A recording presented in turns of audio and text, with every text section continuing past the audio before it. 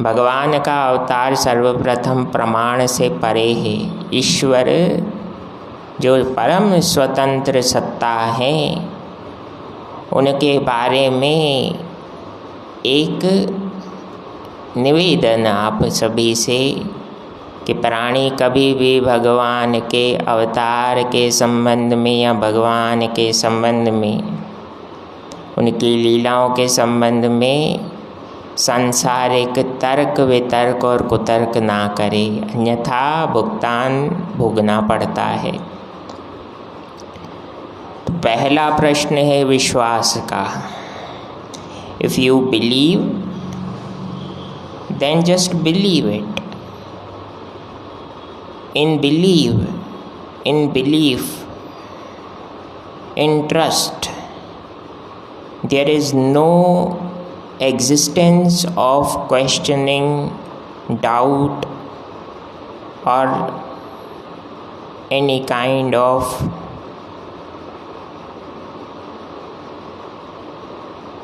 other thought, or we can say any second thought। जो परम सत्ता है उस पर विश्वास आपको है, तो सबसे बड़ा प्रमाण आप खुद हैं। जिसने प्राण दिए, जिसने बेहतर जीवन दिया, बेहतर अवसर दिया, जिस परम सत्ता ईश्वर ने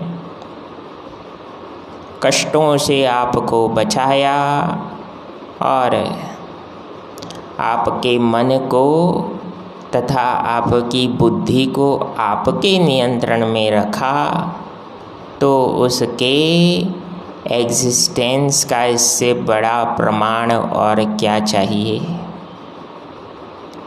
you are the best example of the existence of that ईश्वर।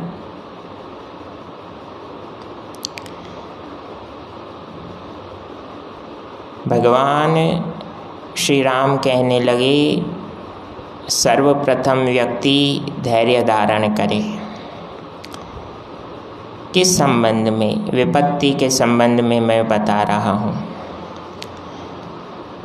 राम कथा के आधार पर कहा गया, कुछ सद्गुण व्यक्ति में उपस्थित तो होते हैं, लेकिन उन्हें जागृत करना पड़ता है। जैसे पहला सद्गुण है आपका असीमित सामर्थ्य किसी कार्य को संपूर्ण करने के लिए। वो प्रायः हम नहीं जान पाते, उसके कई कारण हैं। पहला कारण संसार की दूसरी बातों, दूसरे कर्तव्यों, दूसरे दायित्वों को पूरा करते हुए व्यक्ति प्रायः अपने असीमित सामर्थ्य को नहीं जान पाता और वह वही देखता है, वही बोलता है, वही कहता है जो उसे देखने के लिए, बोलने के लिए और कहने के लिए कहा जाता है। We perform like a machine. तो उस मशीन की विचारधारा से मनुष्य की विचारधारा में कैसे आए, यही सनातन संस्कृति का आध्यात्मिक जीवन कहलाता है। यही जीवन हमें सिखाता है कि अपने जीवन के उस अलौकिक आनंद को कैसे जिएं। आप कर्म तो कर दें, कर्म कर लें, लेकिन उसका आनंद प्राप्त नहीं करते हैं, तो वह कर्म करना या न करना दोनों समान स्थिति का हो जाता है। If I perform something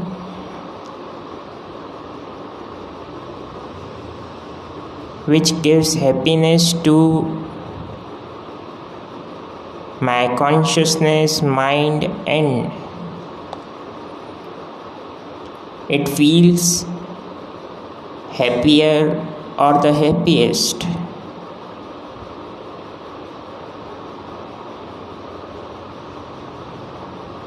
it matters a lot. उसे आप पैसों में या संसारी सुखों में नहीं तोल सकते। आपके मन का आनंद, आपके मन का आपके द्वारा नियंत्रण कैसे हो, यही सनातन संस्कृति सिखाती है, यही सदशास्त्र सिखाते हैं। ऋषि मुनियों का यही आदेश जीवधारियों के लिए है। जब तक आप अंतःकरण से प्रसन्न नहीं होंगे, शाश्वत सत्य को नहीं जानेंगे, तब तक संसारी सुखों को भोग लेने पर आनंद की अनुभूति प्रायः बाहरी रूप से अनुभव हो, लेकिन अंतःकरण से एकांत में चिंतन करके पूछोगे तो अंतःकरण कहेगा, no, I am absolutely not satisfied. और पूर्व के प्रसंग में मेरा यही निवेदन था, if you are not satisfied then just find that work which gives satisfaction and the happiness of mind to you। उस कार्य को खोजो जो आपको आनंद और सहज जीवन के बारे में जानकारी दे। पैसा तो हर कोई कमाता है, मेहनत तो हर कोई करता है, परिश्रम हर कोई करता है, क्योंकि परिश्रम संसार में आए हुए जीव को करना पड़ेगा।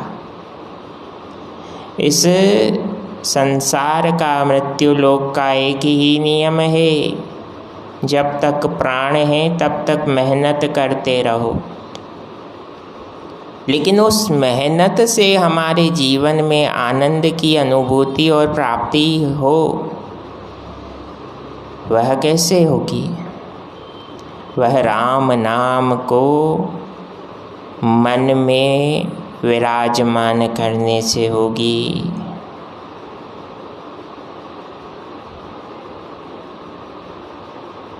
इसलिए अपने राम को पहचानो, अपने मन में विराजे हुए भोलेनाथ को पहचानो, श्री कृष्ण को पहचानो, जो आपके मन में विराजा हुआ है।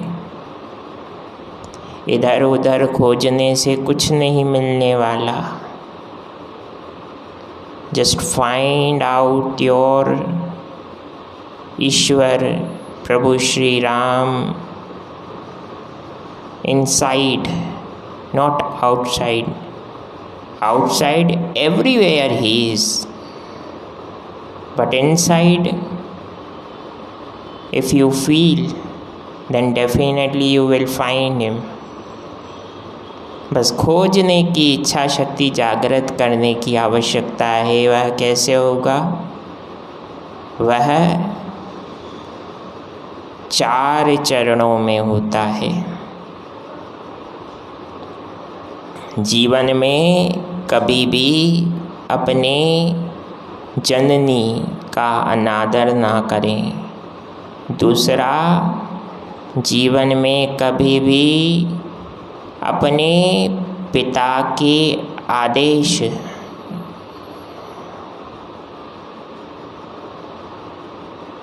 को अपने तर्कों द्वारा मत तोलिएगा। तीसरा, जीवन में अगर कोई अतिथि आपसे मिले तो उसका यथोचित सम्मान कीजिएगा। और चौथा, जो प्रायः हम जीव भूल जाते हैं, जीवन में कई शिक्षक मिलते हैं, उन सब के प्रति डिवोशन, कृतज्ञता और ओबीइंग विचारधारा का समर्पण भाव का कभी त्याग मत कीजिए। अनंत यश वैभव कीर्ति प्राप्त करने का सरल सहज साधन आज हमने जाना प्रभु श्री सीताराम जी की कृपा से। बोलिए सियावर रामचंद्र भगवान की जय।